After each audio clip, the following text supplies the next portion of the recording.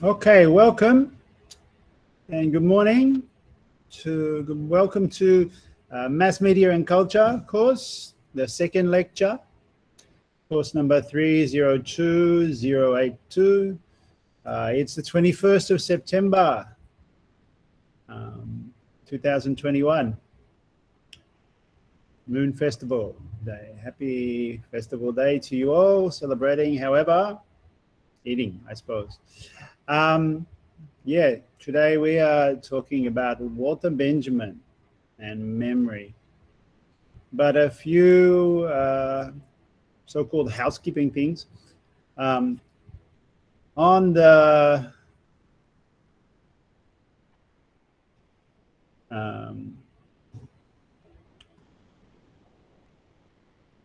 message board, sorry, on the e-learning page, there was, I'll share it. There is a page which has announcements, if you see that. And if I enter announcements, there are discussions and I can reply to them. I went through and allowed all the permissions through settings, right, for people to discuss, but I think it's still not possible for you to add anything here. So now I've asked the powers that be to intervene and fix that. Don't really need to record that, right? But let's just mark in a course on mass media that making it two-way communication has been a little difficult, just to say. But to remind you that these are the areas that will, I hope, soon be available for discussion.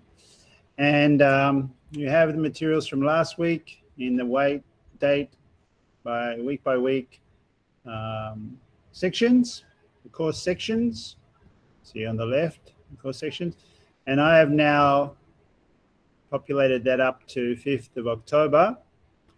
I'm still thinking through what the course will exactly mean, so I haven't done the rest. But we're working on that, okay? The other thing I wanted to mention that's sort of housekeeping, I suppose, is I had an email in a different course, which is almost an annual email, about the difficulties of some people being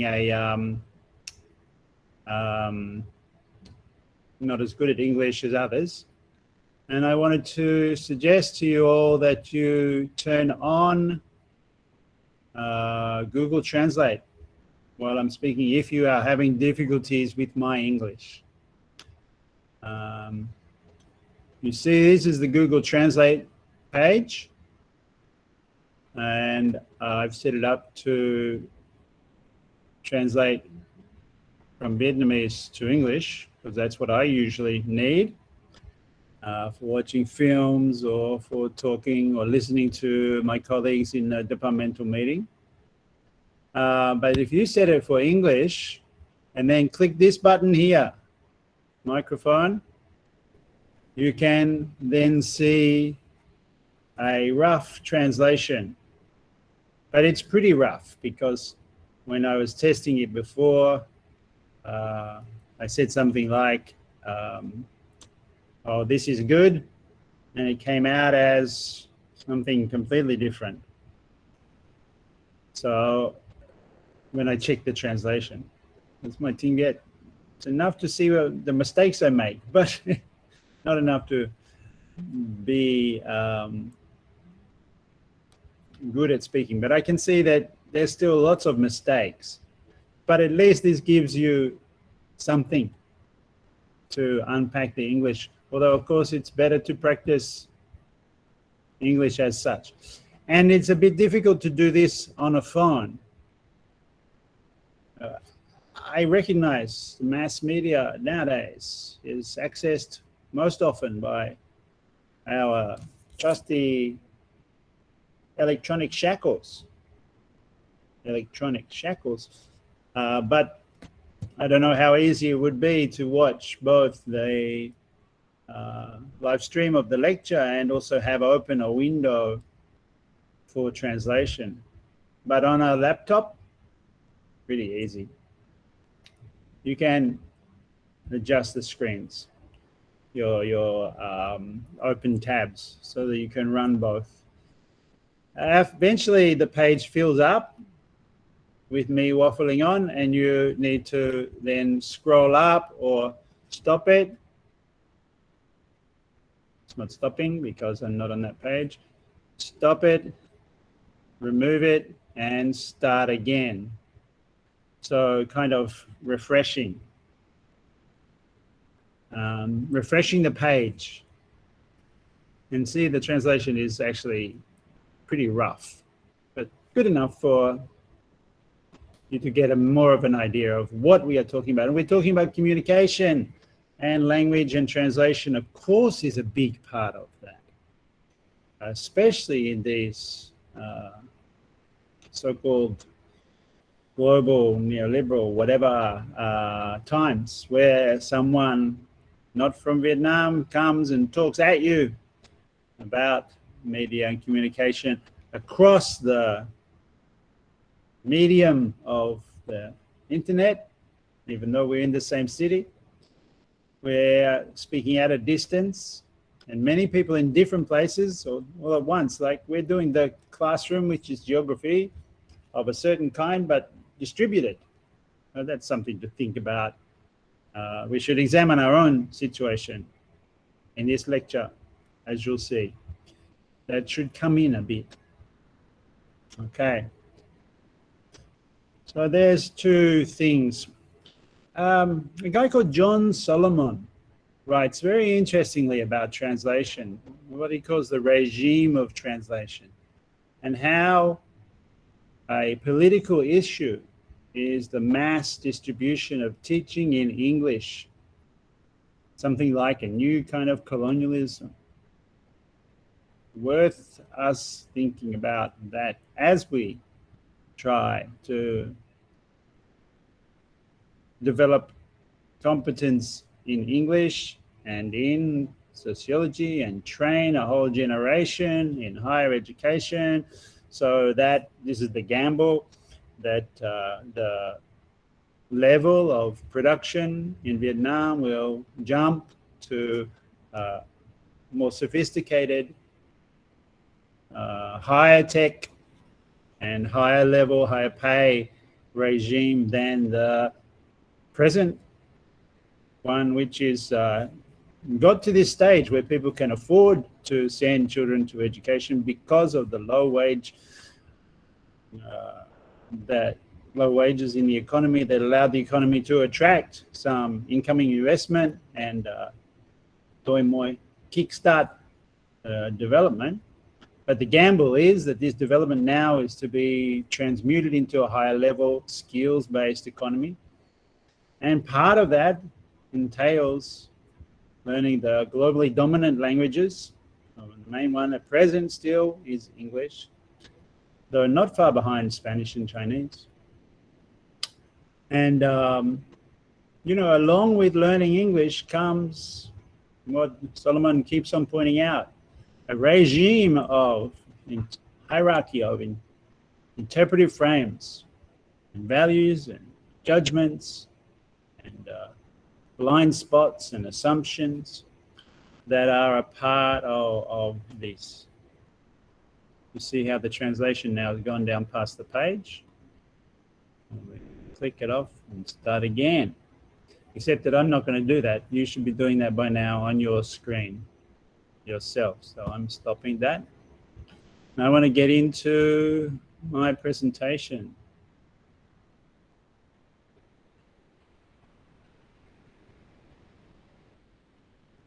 Which is largely on Walter Benjamin, but not just. Okay, so actually, if we were in the class, what I wanted to do would be to go outside now and do this game. And I'm not sure if this is something you've done in the past. It's a game that we played as kids. And even I had, last time I prepared, and we still couldn't do it, I had 2 tin cans.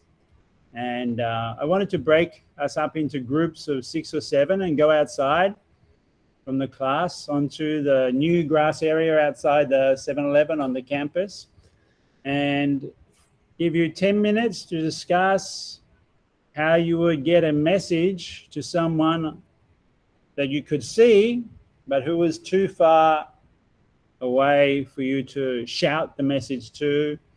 And how would you communicate across distance, right? You see how this is relevant to what we are doing now. We are talking across distance, and it could be any distance. We're using electronic devices. But the idea for this exercise was to,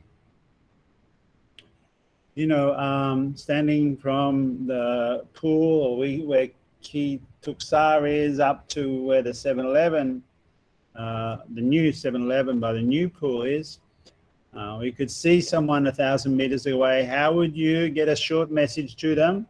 And we'd make up some message to communicate without using electronic means. Just to make us think, get us to think about how before the digital, before the electronic communication devices, telegraph, and so on, how did we communicate over distance?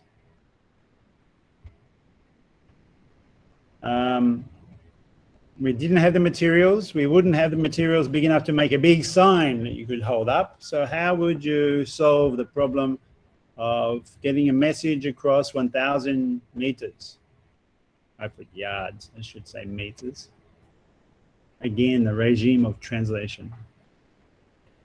Right, so you have some flags and some colored sheets of paper and some mirrors and some empty tin cans, a torch, a ball of string, a tube of cardboard, something you can wrap tinfoil around.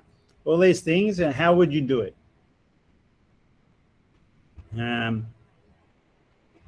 Now, how long's a piece of string? If the ball of string was long enough to be 1,000 yards, it would have to be quite a big ball.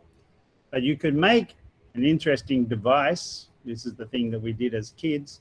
You get your tin can, it's something like this shape. You put a hole in the bottom and tie a string. And the string runs from this tin can, 100 yards, 100 meters, to the other tin can where there's a hole tied and the string. And when you have it tight between the two and you speak into this one, the person at the other end can hear, because the sound wave, the vibration of sound, travels across the tight string. And I'm not sure how many yards before you have a degradation of the sound, but it can be a long way. But that's only one way of communicating across distance.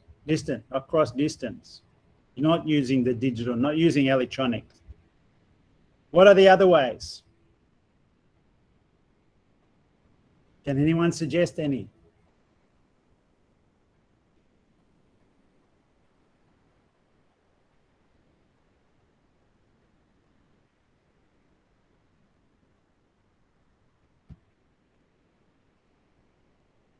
Anyone want to have a go at that?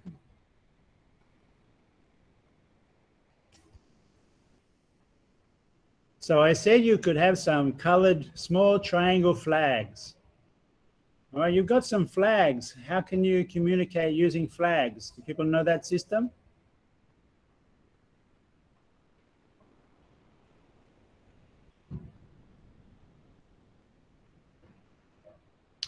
I should have prepared more. Can't really do with flags anything, and my kids have taken all this. I've got colored pencils, pens, but I don't have what I need. All right, let's use the back of books, because I've got colored books. Okay, so you've got two flags that are triangle usually, and you can't see them, but there's a thing called semaphore, and semaphore is like a way of coding the alphabet on a kind of clock system. So the flags that you hold at like 5 minutes past 7 mean a certain letter. I actually don't know which letters. I should have got a diagram. You can look this up easily, Semaphore, on the internet, and see that you can then make a message by spelling out the letters. Say you want W-A-N-T, want to communicate across. You use like a coded system of flags for letters.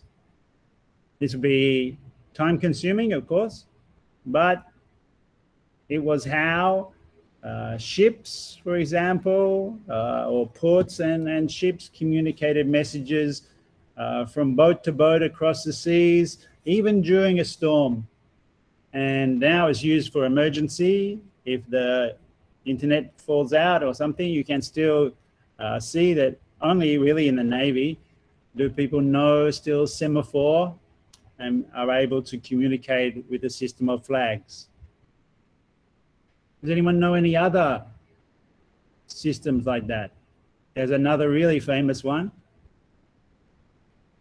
but it was there with the beginning of electronic media. Actually, it was similar to semaphore, but it was a system of writing in dots and dashes called Morse code. And in the earliest times of telegraph, before you could send the voice across the media, across the telegraph wires, you could only send on and off. This is the first digital, right? And you could send a message of dots, quick sounds, or long sounds, dashes. So using the on-off switch, you could make across the telegraph bzz, dot or bzz, dash, right? And then that was coded to letters. Yes. Somebody has commented about aircraft carriers, flags in US aircraft carrying. There's two kinds. There's when the plane is coming to land, people use flags, but that's simply stop and start. But from ship to ship, you can do much more complicated and complex messaging, actually. But Morse code is the one I'm talking about now. That was dots and dashes in the first days of telegraphic communication. But that also works with communication. But that doesn't solve your problem for this. You've got 6 or 7 of you in a group.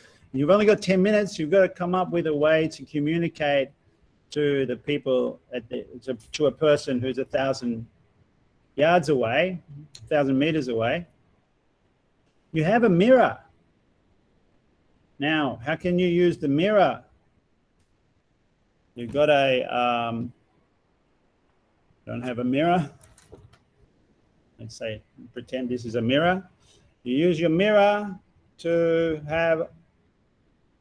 reflect the sunlight on, off, or on, off. So you can do long and short. So you can do Morse code. All right, so the one that everyone knows about Morse code is dot, dot, dot, dash, dash, dash, dot, dot, dot. So you could, using a mirror, show that. And what I've just spelled, does anyone know what that spells? It's the only one I know by heart, which is why I'm using it, and it's one that most people know. Dot, dot, dot, dash, dash, dash, dot, dot, dot is SOS. Save our souls. It's like an emergency signal if you're in distress on the sea or lost on a desert island or something, this is your 911 call. Dot dot dot dash dash dash dot dot dot SOS is the code, and that's shorthand for save our souls, help us, distress. Although an upside down flag is also a universally acknowledged symbol of distress, most often usually used only really in protests now. And some flags upside down you can't tell, right? Vietnamese flag upside down, same pretty much.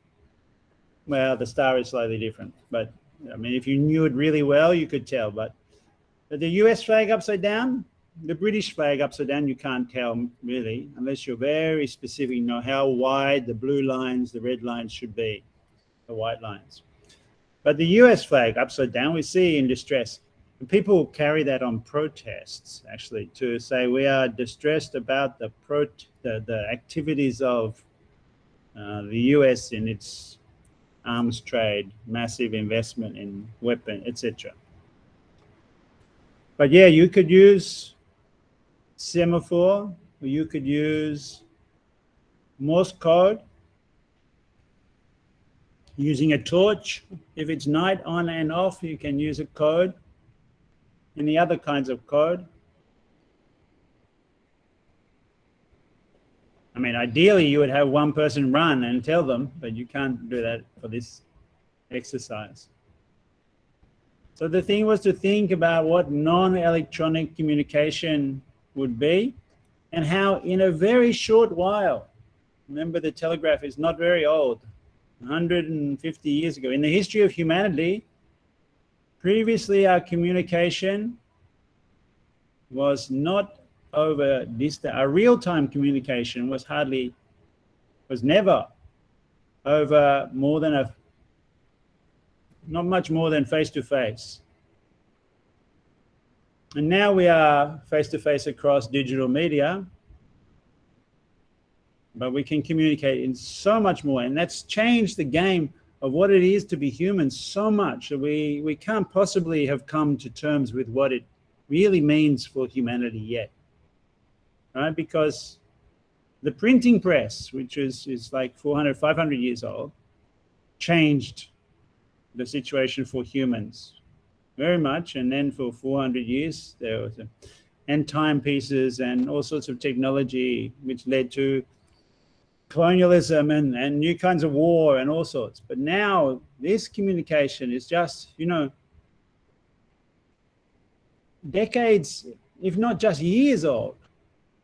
And we are living through another major change, which is the form of communication for the classroom, for teaching, for education, is being changed as we speak, literally, as we sit in our homes, kind of pretending we're in a classroom when we're not.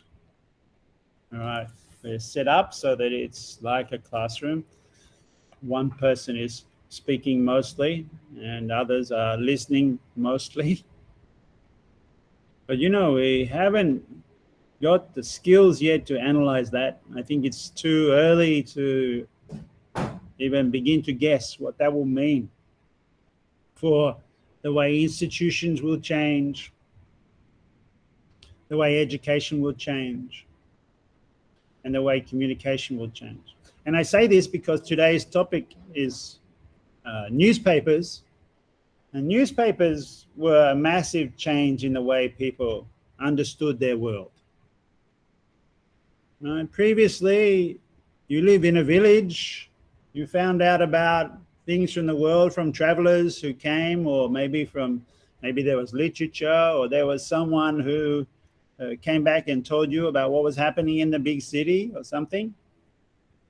There were a storyteller came and told you in the evening, or you had maybe a traveling group came and put on a play or something to demonstrate or tell the story of the, birth of a new king or prince or something, or the death of a prince or something.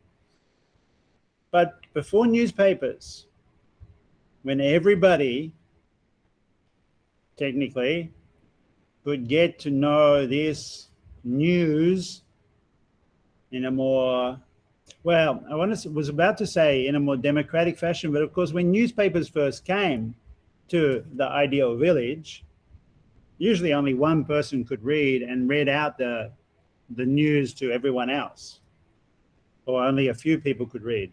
Before literacy, before mass literacy programs, usually newspapers were read collectively, or one person read them and summarized or read out to others.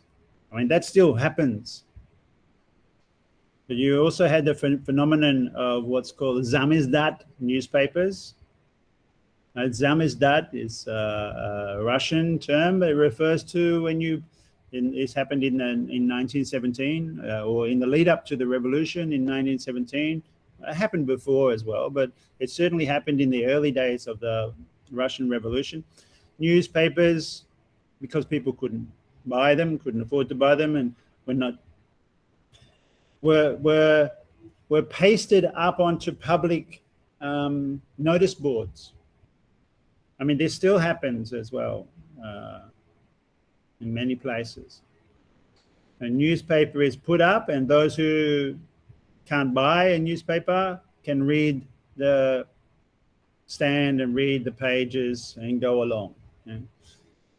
In fact, some students of mine a few years back, well, now more than a decade back, they took this idea and made a magazine that they only put on the walls of railway stations. So there's where the advertising used to be on railway stations, they put their magazine.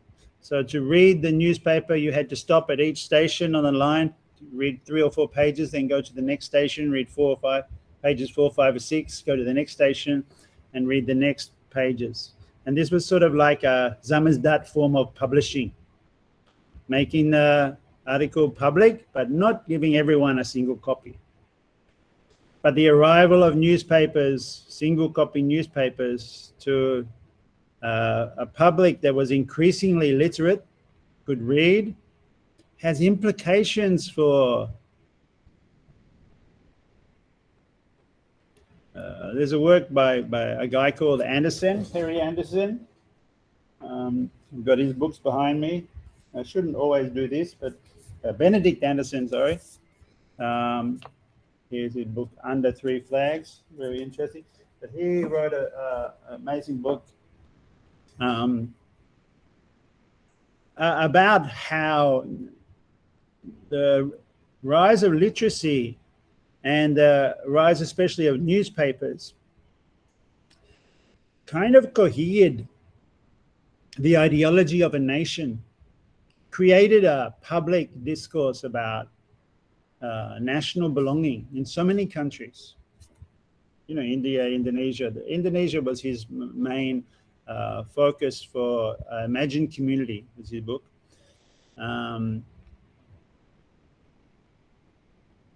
To imagine the community into existence, he argues, happened through the creation of newspapers that talked about the nation or the community. Right? So nationalism, or even just urbanism, talking about Ho Chi Minh City, for example, happens because of the media. I mean, previously, we didn't think of people as belonging to London or Paris or so on, maybe, but most cities, until they created a discourse about themselves, which usually happened in reporting the news, what was significant for local people. So news reports about, I don't know, traffic problems or food distribution problems or accidents or something, make the readers of the newspaper into a subject group, into a readership. And that's, yeah. I haven't been moving my slides along, and I probably should, because I'm kind of talking them through. So I talked about Semaphore, sorry.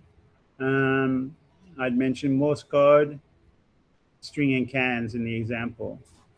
The flag system. Okay, I did want to mention how the flag system is sometimes used at protest marches by European anarchist groups still, but it had been first developed in the 1700s. But now today, even to when they are fighting the police in demonstrations in Europe, because the first thing that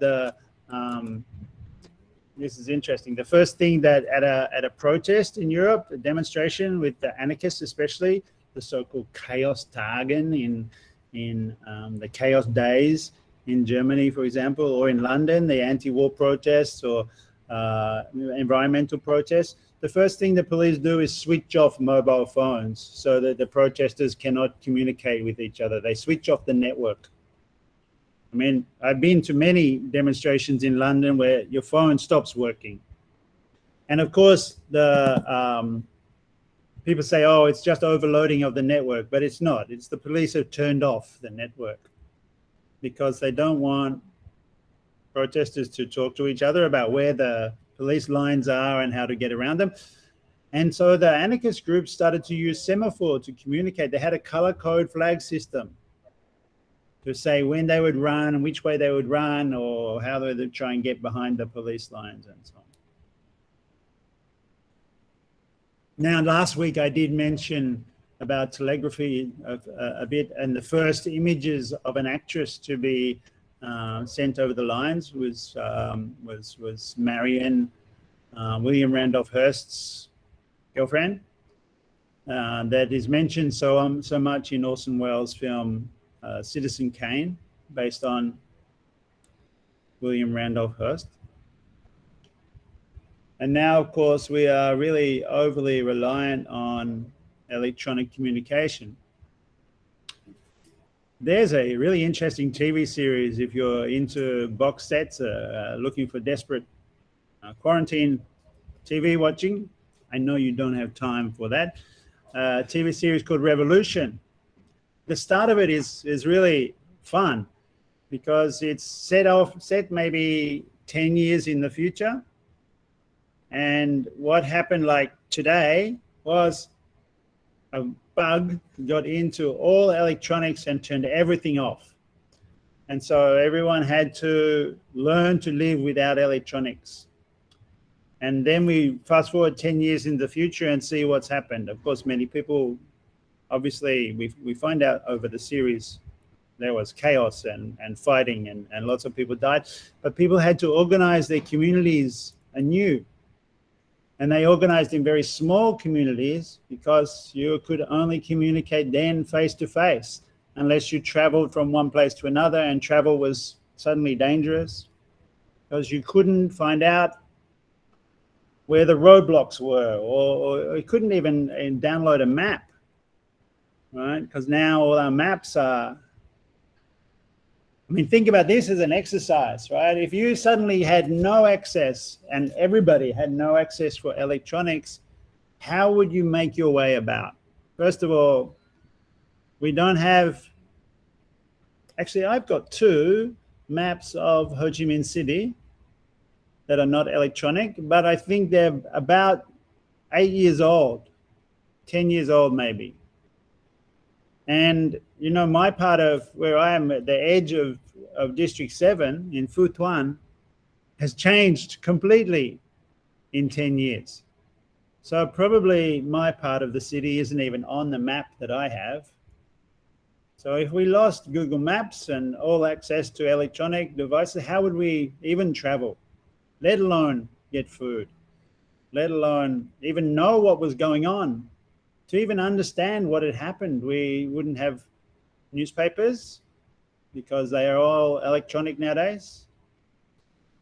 Yeah, it would be it's a very interesting TV series. Of course, it degenerates into American propaganda again, and they have a little race war or an arms war, and it's the first person who can find a battery system to fire up a helicopter gunship that wins the TV series. I'm not giving too much away, but that was so predictable and so symbolic of the problems in America, right? That the American psyche is It knows it's going to end up going to war, and its symbol of a war, it's the scariest for face-to-face communication, is the helicopter attack gunship, which is the image from the Vietnam War, as they call it, right? They still have not got over that in their psyche. Anyway, so I'm talking about these things in this class. So you think about what we would lose if we lost electronics, and that might be to some advantage because of the fear that people have that these things are, as I called it before, electronic shackles, digital shackles. Like we are chained now to our communication devices. In fact, how much time of the day do you spend not holding this thing? A voluntary shackle. You're attached to it like it, you'll never let it go. And put them down. Okay, not all a bad thing and very useful, etc., etc. But at the same time, historically, communication has been used for political messages, control by the military. I mean, think about how the internet was originally devised by the military, ARPANET, and so on. You can research this history. The military had devised the internet, the package system, distributor system, to avoid an attack that would take out a communication center, because they then distributed the communication center. Military strategy, right? But now everything, entertainment, sport, product delivery, education, news, of course, data collection for governance. Think about the sign in, scan your QR code for walking about the city after COVID. Not that I'm in no way an anti-vaxxer or something like that, but think also of the history of exposure of communication crimes that belong to this world of the digital, and the names of those who have exposed the government collection of data. The NSA, Snowden, Assange, and Manning. If you don't know those names, you should look them up, right? Very important. Snowden, Assange, and Manning are the three heroes of communications surveillance technology. They are the ones who are in jail because they expose the crimes of government. US government usually, but war crimes using communications media. And yeah, newspapers are used to demonize them, but they are not demons, that's for sure. Anyway, by the by, we use these newspapers and these news devices, communications devices, for running our lives. Logistics, Grab delivery, Lazada, Tiki, whatever, to get food to your house by railway, road, and these things are changing the way we live, right? And the crisis of the last 2 years is being a testing ground for what this technology, the changes to this technological communication situation, the logistics of the situation we're in, are really being explored, tested, challenged. Now, of course, people have been thinking about this for a long time, not just recently.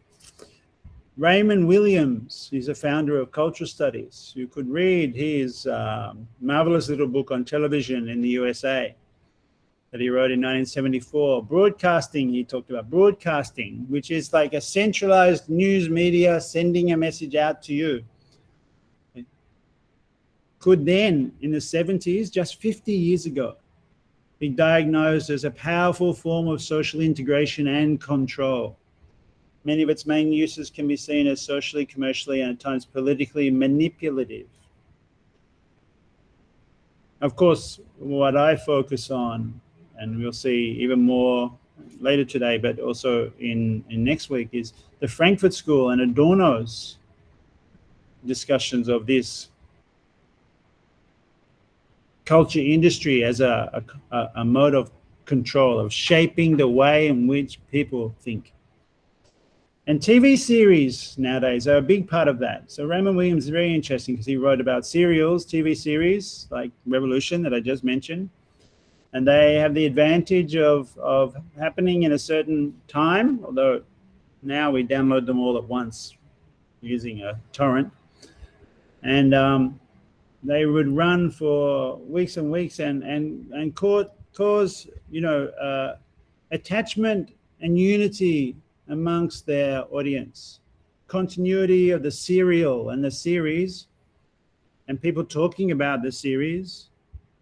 I don't know, the really big ones like The Wire or Game of Thrones or any Battlestar Galactica or so many, The Sopranos, so many. Create this sense of community in the same way that the newspaper and literacy did for the 1900s.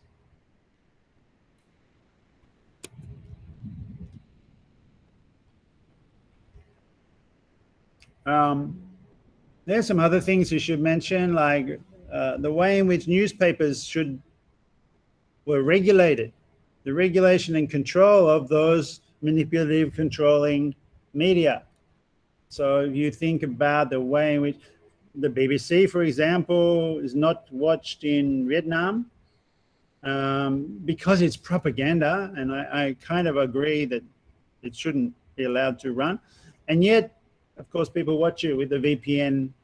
You can get an electronic mechanism to get around the block against the BBC channel.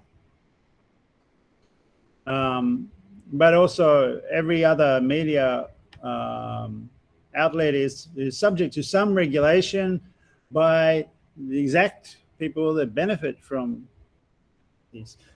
You might like to watch, thinking about US communications regulators, and we'll talk later about the House Un-American Activities Committee searching out communists in the film industry and so on. But also in radio, the Federal Radio Commission regulators were very much against a kind of radio media that was not just broadcast. They wanted central control, right? They wanted to send the message out from base to a public. But when the public started to use radio to run their own stations and do things outside of the regulation, the Federal Radio Commission cracked down on them heavily. A very interesting and fun film about that is Christian Slater's film Pump Up the Volume, about youth music. It's very dated now, probably it's from the 80s, right? But it really says a lot of interesting things about education, youth, and regulation. A more recent one is the TV series Mr. Robot. Mr. Robot, I think in its 4th series now, but it's been running a few years. It's really quite good on the creation of public media demon figures. And nearly 100 years ago, 80 years ago, radios were the face of this, right? Of course, radios in those days were not so neatly designed as to be transistor radios, but were whole bits of furniture in the middle of your lounge room. Art Deco designed wooden devices. See some of the beautiful designs and images of what the 1940s or 1930s thought the future would be in futurism, Marconi and so on. I mean, the fascists and their design sense, it's curious that they have been promoted and come back with well, no, appreciation of their aesthetics and no discussion about their politics. Pretty contradictory. All right. If you are wondering why we're talking about this in relation to news, the radio was another vehicle for the news, of course. But what did the radio do that was most significant when it told the news was not just to create a community, but also to make money from that community. Newspapers have the same role in a way. Let me explain that somehow. If we start by thinking about who actually works in radio, or what makes radio work, the announcer is the first person. Welcome to WBVC4, coming to you out of Los Angeles, California. We're crossing live now to the Rivoli Ballroom to hear from Orson Welles. You know, there's an announcer who starts with a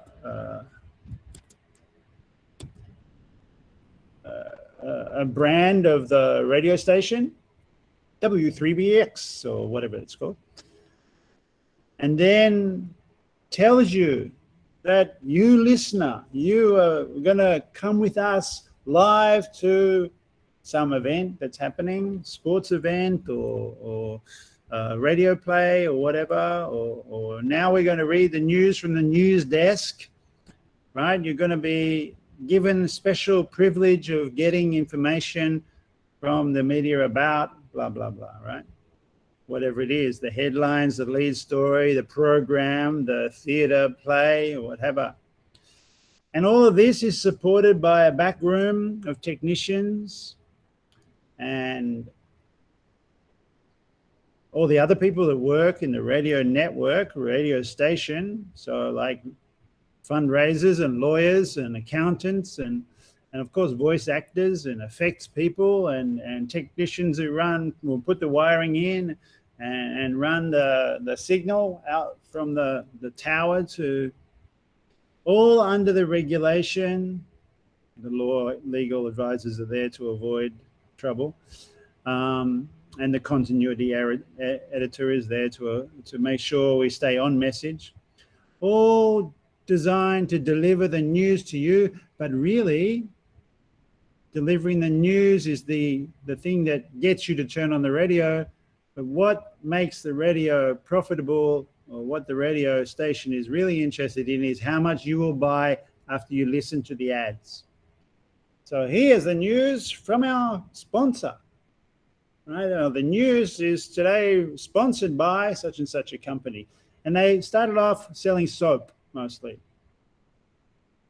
They used to have hours of the radio, the Softly Softly hour, or the Johnson & Johnson baby soap hour. Hours of news entertainment organized by soap producers, which were largely the largest companies in the world at the time, Unilever and things like that. They were mostly involved in household products, which were transforming the households of the world. America first, of course, but everywhere else, Europe and so on. I mean, people used to make their own soap, right? But now we buy soap. That's why they call it a soap opera when you have a story on the radio, right? A weekly story, sometimes daily. And people would identify with that story and were then sold as the story's fans to the advertisers. And that very same model is operative in Facebook today, right? Facebook will give you your friends and news, because you have a news feed, right? Even if it's not really news. worthy news, just stuff about celebrities. But the idea is that they then are selling your eyeballs to an advertiser to put ads in front of you to get you to buy products you didn't even know that you needed. And that's the main function of media, mass media, not to inform us, not to make us cohere into a national grouping, but to get us to shop together for the latest product. And sometimes, okay, that's not completely true, because sometimes you can see news on the news, right? But more often than not, you have to be suspicious of what you hear, the regulation. Let me get into, actually, let me show you something from the BBC. Since the BBC is blocked, is something that appeared on Facebook, because Facebook can get around the blocking of the BBC. And this one is an interesting one, because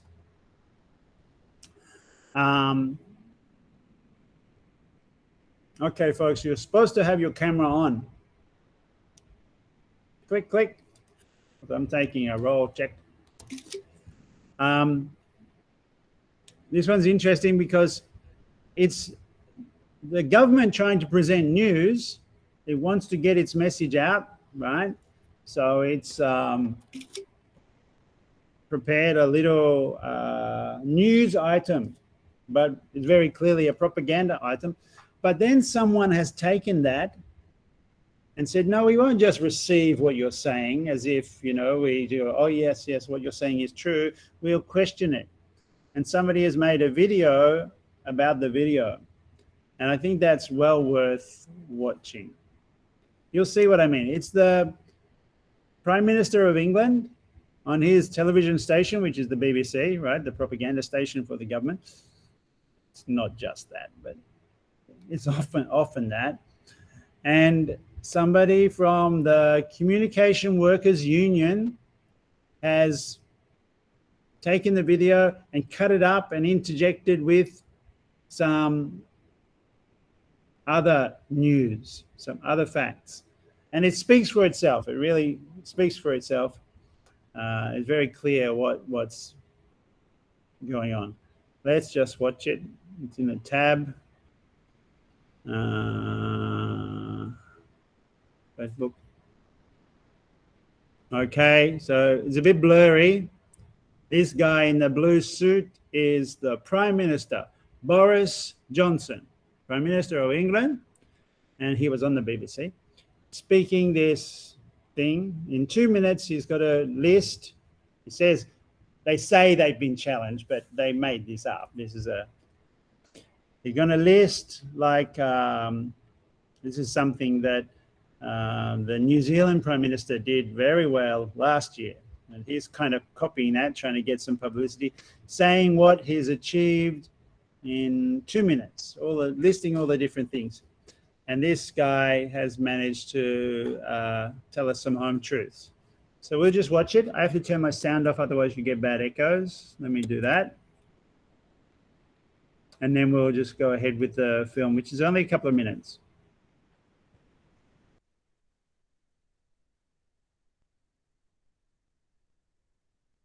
And we've been set the challenge to run through as many key achievements as I can in 2 minutes. So here goes. Start the clock. We've delivered the biggest cash boost in history for the NHS. Not true. In real terms, it's just 20.5 billion. That's less than funding used to rise under Labour.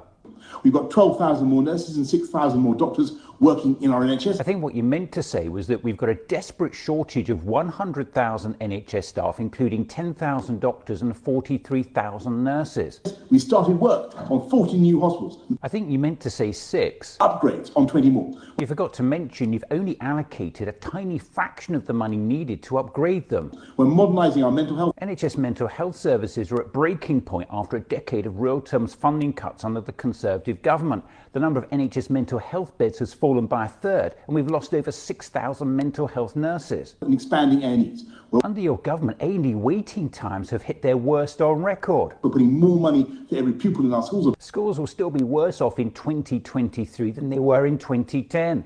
Under the Conservative government, we've seen the largest reduction in education spending for 40 years. £1 billion more to transform schools in every region of the country. That's £1 billion over 10 years, when the National Audit Office says £7 billion is needed right now just to repair the schools left to crumble by a decade of Conservative government. Over 3,000 more police officers. That doesn't replace the 21,000 police officers you've cut since 2010. More funding for affordable housing. There are over 1 million families on the waiting list for social housing. In 2018-19, we built just 38,000 homes. We're putting £3.6 billion to restore our towns through the Towns Fund. That's not going to make up for a decade of vicious cuts that have gutted local authorities, closed libraries in record numbers, closed 600 police stations and effectively eliminated many social services. Largest ever cash boost for the national living wage. The national living wage is not the same as a real living wage, which is based on the amount of money people actually need to live on. More than half of our care workers are paid less than the real living wage. That means they're not even paid enough to live on. And here's something you didn't mention. At the height of the pandemic, you increased child benefit by just 35 pence a week. That's not even a loaf of bread.